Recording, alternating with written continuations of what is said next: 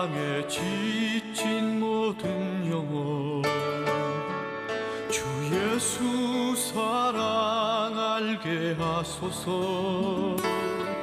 저들의 아픔과 눈물 씻는 주님의 보혈 이 땅 치유하소서. 사람들은 누구나 세상 살면서 잘 살고 싶어 해요. 편하게 살고 싶어 하고, 그래서 열심히 공부하고 노력하고 그럽니다. 그런데 모든 사람이 다 잘 살 수 있는 건 아닌 것 같아요. 어떤 사람들은 잘 사는 사람이 있는가 하면 어떤 경우에는 이제 중산층, 우리나라는 중산층이 많이 있죠. 그리고 또 어떤 경우는 또 뜻하지 않게 사업에 실패해서 어려움을 당하는 그런 분들도 많이 있는 것 같습니다. 그래서 뭐 요즘에는 강자니 약자니 이런 얘기도 하지만, 그렇게 이제 강자로 사는 사람, 또 보통으로 사시는 분, 또 어렵고 환난 가운데 그렇게 사시는 분들, 이렇게 구분이 되는 것을 우리가 볼 수가 있습니다. 누구나 세상에서 인정받는 것을 좋아하지만 그게 모든 게 뜻대로 잘 되는 것은 아닌 것 같아요.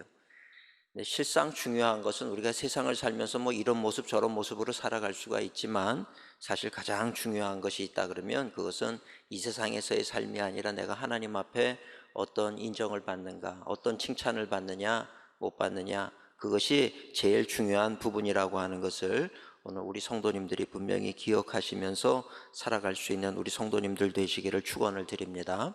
오늘 본문 말씀은 소아시아 7교회 가운데 이제 보면은 2교회가 칭찬을 받고 5교회가 책망을 받습니다.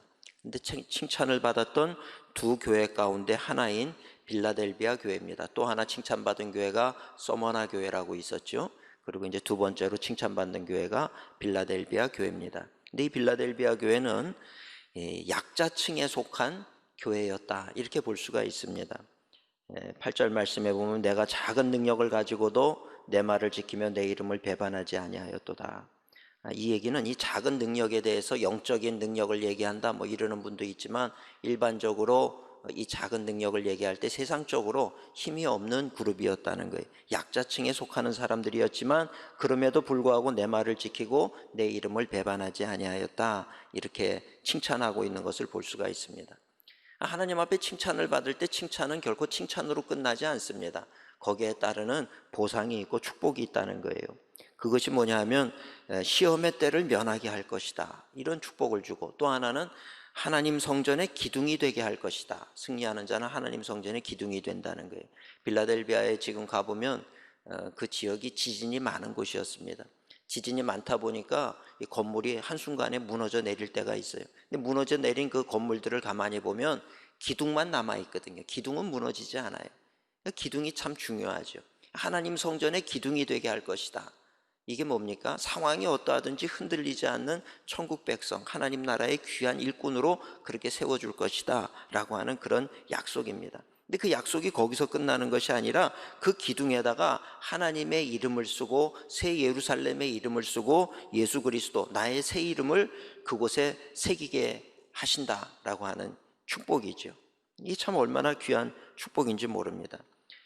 이 기둥, 내가 기둥인데, 하나님 성전의 기둥인데 그 기둥에 하나님의 이름도 적고 새 예루살렘의 이름도 적고 또 예수님의 새 이름도 거기에 기록을 한다. 우리가 어렸을 때 책을 사든지 뭐 물건을 샀을 때 제일 먼저 하는 게 뭡니까? 거기에 내 이름을 적잖아요. 내 이름을 적어요. 그 내 이름을 적는다는 게 무슨 뜻이겠습니까? 이건 내 거라는 얘기죠. 나에게 속한 것이라는 얘기입니다. 하나님께서 우리를 성전 기둥 삼아 주실 뿐만 아니라 거기에 당신의 이름을 기록하신다라고 하는 것은 내가 하나님의 소유된 백성이다라고 하는 것을 상징하는 거죠. 참 귀한 축복의 말씀을 주는 내용입니다.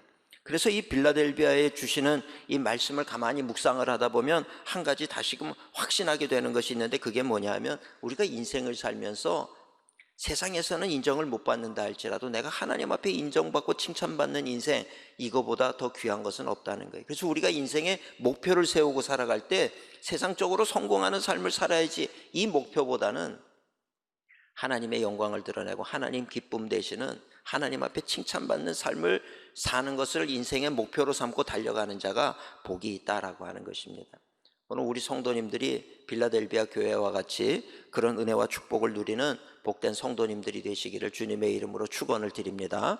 저희가 매주간 지금 한 주 한 주 소아시아 7교회에 대한 특징을 살펴보다 보니까 어떤 교회는 열심히 있는 교회도 있고, 어떤 교회는 부유한 교회, 어떤 교회는 핍박받는 교회, 어떤 교회는 그냥 상황이 다 좋은 교회, 어떤 교회는 또 좋은 게 좋다는 식으로 그냥 대충 타협하면서 사는 교회, 여러 가지 교회의 모습을 우리가 볼 수가 있습니다.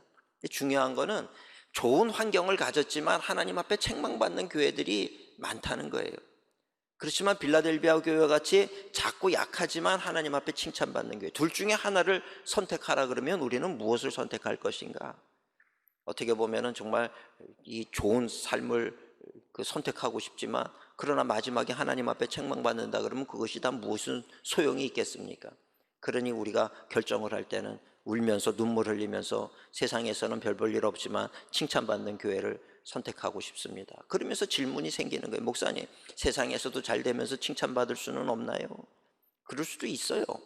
그럴 수도 있는데 그 경우는 참 드문 경우라고 하는 것입니다. 왜냐하면 인간의 욕심이라고 하는 것이 이게 부유해지고 그러면요, 자기 자존감이 높아져요.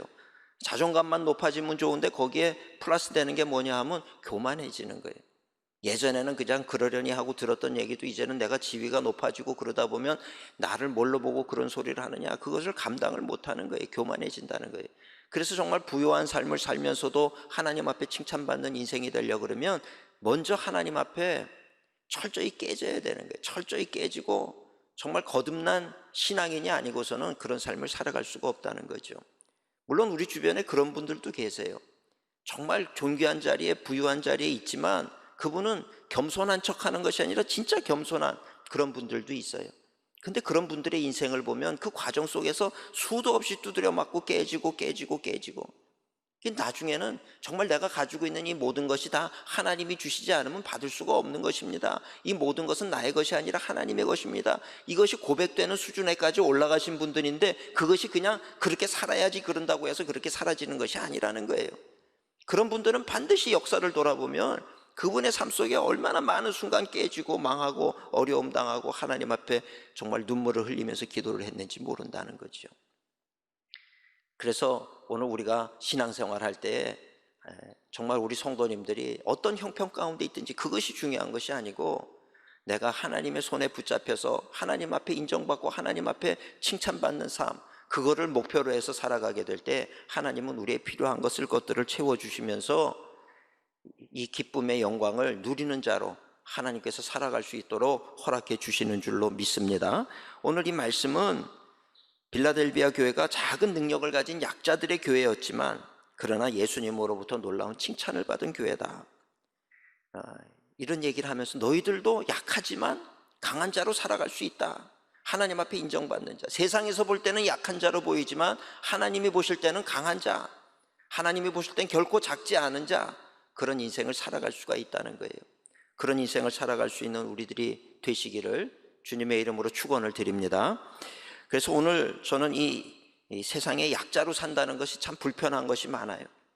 억울할 때도 있고, 내 얘기를 들어주는 사람도 없고, 또 내 얘기를 누구한테 쏟아놔도 그거에 대해서 그렇게 심각하게 받아들이지도 않고, 하소연할 것도 없고 괴롭고 힘들지요. 그러나 그럼에도 불구하고 예수님 앞에 칭찬받을 수 있었던 비결이 무엇인가, 두 가지 말씀을 잠시 전하고 함께 은혜를 나누고자 합니다. 첫째는 이 빌라델비아 교인들은 신앙의 절개를 지켰다라고 하는 것입니다. 신앙의 절개를 지켰어요. 어떤 일이 있어도 하나님을 배신하지 않고 신앙의 절개를 지킨 교회입니다. 빌라델비아 지역은 고원 도시예요. 지금도 우리가 성지순례를 가볼 수가 있는데 그 고원 도시인데 포도 생산이 잘 됐어요. 그래서 포도로 인해서 포도주도 담고 포도를 생산하는 그런 생산지다 보니까 경제적인 부요함도 있었습니다. 그런데 안타까운 건 뭐냐면 그 땅에 지진이 많았다는 거예요. 1세기에도 그 빌라델비아 지역에 큰 지진이 있었어요. 그리고 여진들이 계속해서 일어나니까 내가 경제적인 부를 누린다 할지라도 안정되지가 못해요. 언제 무너질지 모르는 거예요. 그러니까 늘 두려운 마음을 가지고 살았던 곳이 이 빌라델비아라고 하는 도시라는 거죠. 근데 이 빌라델비아 도시에 그러다 보니까 자기들이 믿는 우상들, 그런 여러 가지 신화 속에 나오는 신들을 가지고 와가지고 그 신들을 숭배를 하는 거예요. 마음을 의지할 곳이 없으니까. 그래서 이 빌라델비아 도시에 사는 사람들은 신심이, 종교심이라고 하는 것이 이 종교성이 다른 어느 도시보다도 더 강했던 도시가 바로 이 빌라델비아 도시다, 이렇게 얘기할 수가 있습니다. 근데 이 오늘 성경에 보니까 빌라델비아 교회의 성도들은 그나마 경제적인 부도 누리지 못한 사람들이라는 거예요. 세상적인 어떤 지위를 가지지도 못한 그런 사람들이라는 것입니다. 그러면 이 예수 믿는 사람들이 잘 살지도 못하고 이렇게 세상적으로 약자의 모습으로 살고 있는데, 이분들의 마음속에는 우리도 좀 경제적인 부를 가졌으면 좋겠다, 이런 마음을 안 가졌겠습니까? 가졌다는 거예요. 그럼 경제적인 부를 벌어들이기 위해서는 어떻게 해야 됩니까? 경제적인 부를 가지고 있는 사람들하고 친해야 되는 거예요. 그래야 뭔가 거래도 할 수 있고, 그래야 내가 뭔가 장사도 할 수가 있고, 그런 거 아니겠습니까? 근데 그 사람들하고 친해지려고 그러면 어떻게 해야 될까요? 그건 다른 것이 아니에요. 그들하고 친해질 수 있는 방법은 그들이 믿는 신을 나도 믿으면 되는 거예요. 그들이 제사 지낼 때 옆에 가서 같이 제사 지내주면 그러면서 관계가 회복이 되기도 하고 친해질 수도 있는 거죠. 그러니까 내가 하나님을 믿지만 때로는 먹고 살기 위해서 그런 하나님을 믿는 신앙을 뒤로 제쳐두고, 그리고 그들과 가서 같이 우상도 숭배하면서 그렇게 할 수 있었다는 거죠. 그러나 빌라델비아 교인들은 그러지 않았다는 거예요. 그러니까 경제적인 부를 벌어들일 수가 없어요.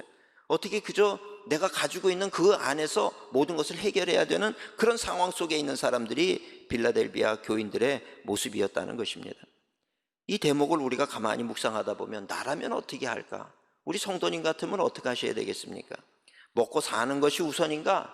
아니면 내가 그럼에도 불구하고 아무리 힘들어도 내가 신앙의 절개를 지키고 하나님만을 예배하고 하나님이 주시는 것 외에는 내가 받지 않겠다, 이런 마음으로 사는 것이 우선이겠는가? 여러분, 어떤 것이 우선이라고 생각하십니까? 많은 경우의 사람들은 먹고 사는 게 우선입니다. 그래야 예배도 드릴 수 있지요. 지금 우리가 살 길이 없으니까 그렇게 타협해야 됩니다, 이렇게 얘기할 수도 있을 것 같아요. 그러나 그것은 잘못된 생각이라고 하는 것입니다.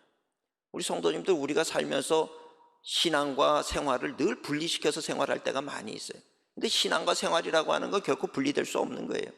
여러분, 내가 살아있는 것도 내 노력으로 살아있는 것이 아닙니다. 내가 지금까지 이렇게 와서 예배를 드릴 수 있는 그 모든 것도 내 능력으로, 내 의지로 되는 것이 아니라 하나님이 주신 선물이고 하나님이 허락하셨기 때문이라고 하는 것을 우리가 알아야 된다는 거예요.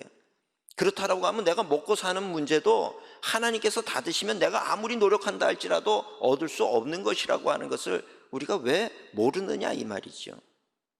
그러니 우리가 그런 둘 사이에서 먹고 사는 것이 우선이냐 신앙이 우선이냐라고 하는 것 중 가운데서 선택을 하라 그러면 주저하지 않고 하나님이 우선입니다. 왜? 하나님이 허락하지 않으면 우리는 1분 1초라도 더 살아갈 수 없는 존재라고 하는 것을 우리는 분명히 믿기 때문이라는 것입니다. 오늘 우리 성도님들 이런 걸로 고민하지 마시고요, 그런 상황이 벌어진다고 할 때 우리는 단호하게 신앙이 우선입니다. 빌라델비아 교인처럼 우리는 하나님 외에 다른 신을 섬길 수가 없습니다.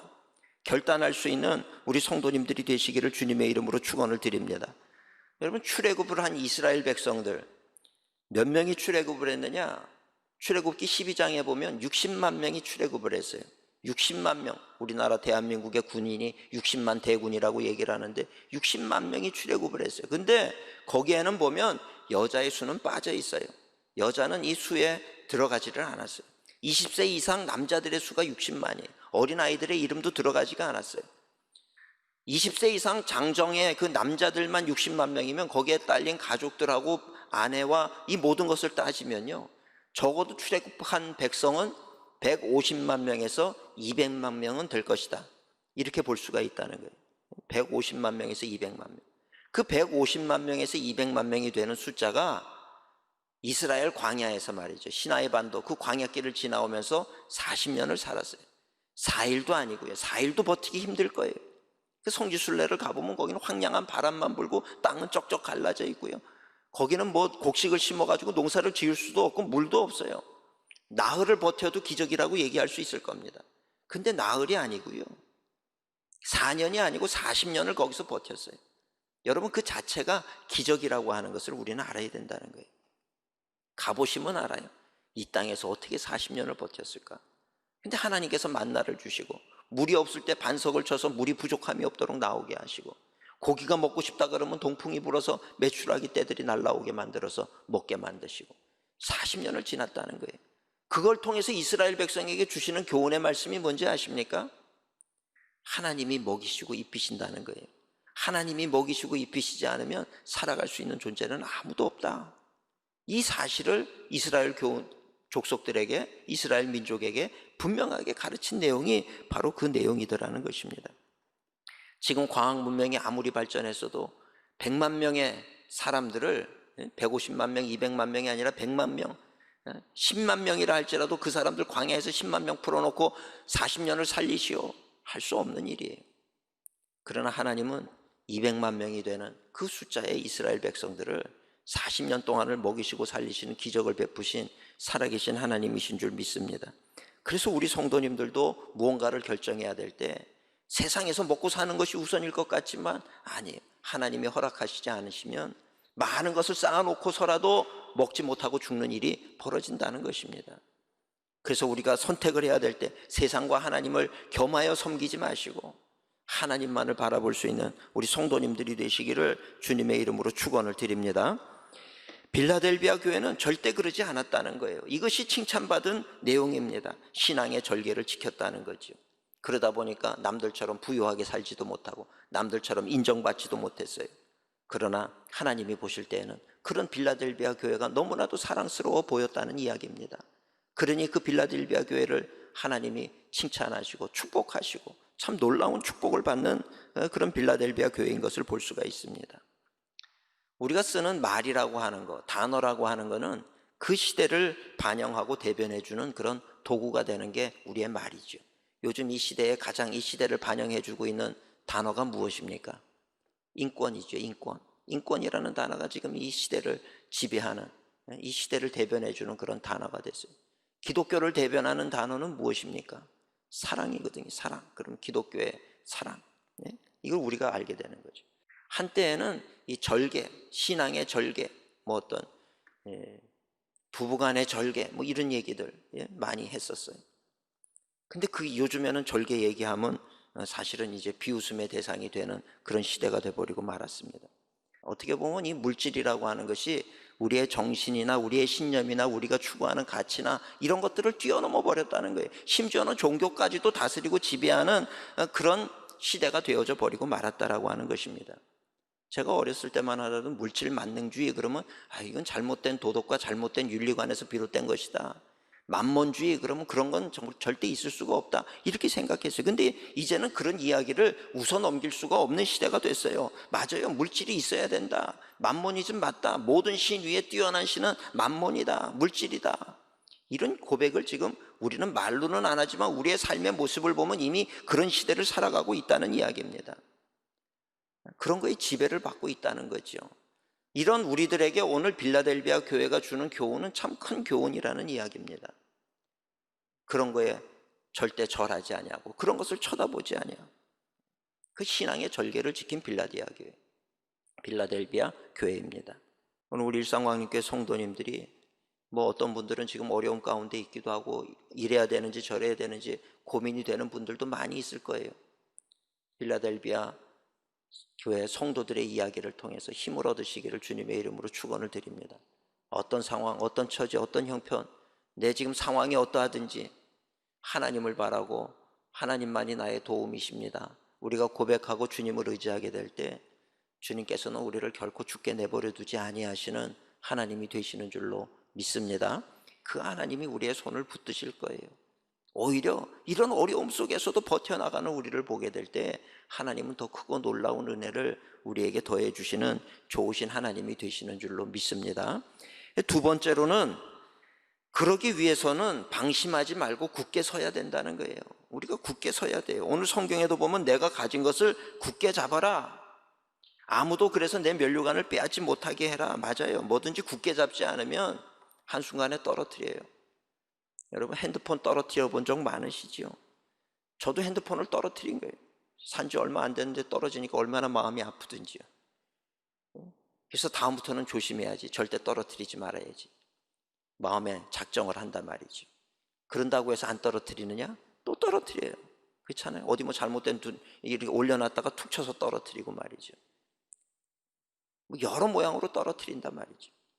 우리 신앙도 마찬가지예요. 방심하는 순간 우리의 신앙은 잃어버리기 십상이라고 하는 것을 우리가 알아야 된다는 거예요. 그래서 매 순간 우리는 정신을 차리고 하나님의 말씀 가운데 살아가려고 노력하지 않으면 마귀 사탄의 조롱거리가 되어져 버릴 때가 많이 있습니다. 옛날에 뱃사람들이 배를 타고 바다에 가면 지금처럼 뭐 기상정보가 분명하지 않았기 때문에 그저 날씨가 맑아 보이면 나가는 거예요. 근데 나갔다가 폭우가 쏟아지고 태풍을 만나는 일들이 일어나는 거지요. 그 태풍을 만났을 때 뱃사람들이 하는 첫 번째 일이 뭔지 아십니까? 돛에다가 자기의 몸을 밧줄로 묶는 거예요. 돛이 됐든지 난간이 됐든지 고정되어 있는 무언가에 안전한 거에 나를 묶어두지 않으면 내가 아무리 꽉 붙잡고 있는다 할지라도 이 거센 파도가 몰아치면 휩쓸려서 떠내려갈 수밖에 없다는 것을 아는 거지요. 나도 나를 못 믿는 거예요. 나를 믿지만 이 몰아닥치는 이 풍랑의 이 파도는 더 세다라고 하는 걸 알기 때문에, 이길 수 없다는 것을 알기 때문에 나를 묶는단 말이죠. 나를 묶어야 내가 안전해지는 거예요. 우리 성도님들도 이 각오가 있어야 되는 거예요. 어떤 일이 벌어져도 나는 하나님의 말씀에 나를 묶겠습니다. 그리고 하나님의 말씀에 나를 묶어두지 아니하면 우리는 세상에서 좋은 소리 들리면 그거와 타협을 해가지고 그쪽으로 나가서 넘어질 수밖에 없다라고 하는 것을 우리는 알아야 된다는 거예요. 성경에 보면 사도 바울도 그렇고 베드로도 그렇고 요한도 그렇고요, 참 놀라운 일을 행한 사람들이에요. 근데 이분들의 공통점이 뭔지 아십니까? 하나님의 나라를 위해서 나는 죽고자 하는 그런 각오가 있었다는 거예요. 순교의 각오가 있었던 거죠. 무슨 일이 있어도 나는 하나님을 배신할 수는 없습니다. 차라리 죽을지언정 나는 하나님을 배신할 수 없습니다. 그 사도 바울은 나는 날마다 죽노라, 매일 죽을 각오를 하고 살아가는 거지요. 내가 이미 얻었다함도 아니요 온전히 이루었다함도 아니라 오직 그리스도 예수께 잡힌 바 된 그것을 잡으려고 달려가노라. 걸어가지도 않아요. 달려간단 말이죠. 근데 오늘 본문 11절, 내가 가진 것을 굳게 잡아 아무도 내 면류관을 빼앗지 못하게 해라. 동일한 얘기에 달려가는 거죠. 굳은 마음을 가지고, 분명한 마음을 가지고.